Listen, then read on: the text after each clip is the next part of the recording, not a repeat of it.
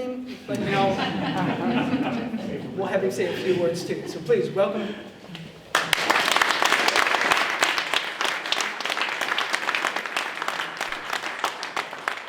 Thank you, Mike. So I don't have prepared words, but that's because Drew wanted me to come up and just share straight from my heart after I'd spent a little time here.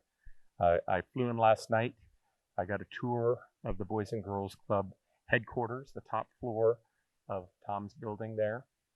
Met a few of the staff, felt the energy, and I'm just amazed at the generosity and commitment of the people in this room. So my talk's going to start with thanking you all for being, you're going to find out this buzzword that I'm going to use. Thank you for being crew members and not passengers along for the ride in this great mission, serving the kids in this area. But there's one reason that I'm here. There's one reason. And it's a person, Drew. Now, Mike and Drew and I, we come kind of as a team of three because we were working together, serving the Boy Scouts of America and trying to infuse innovation and new ideas and help modernize their curriculum.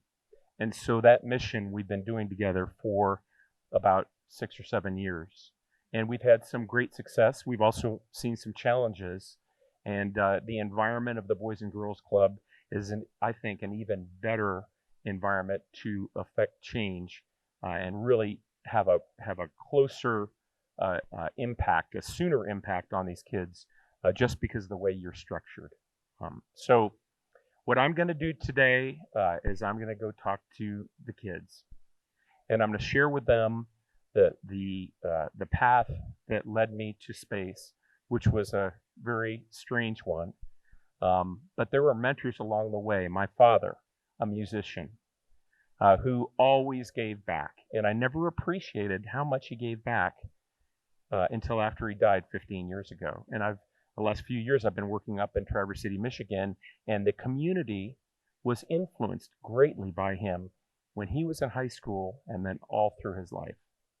And so talking to kids, sharing about how you have an awareness of the opportunities in the world, how you can build the skill set to take part in one of those opportunities, and the mentors and the parents and the teachers and the leaders in the community will make all the difference in the world. So once I tell the kids a little bit about, hey, this is a pretty cool career field, and I was lucky enough to fly airplanes and go to space on the space shuttle. But when you get to space and you live on the space station, it's up there, 1 million pounds of metal designed by 16 different nations. And we took 13 years to build it and about 40 space shuttle flights. And most of the time we were kind of assembling different pieces, but a lot of the time we're just recognizing how beautiful our planet is.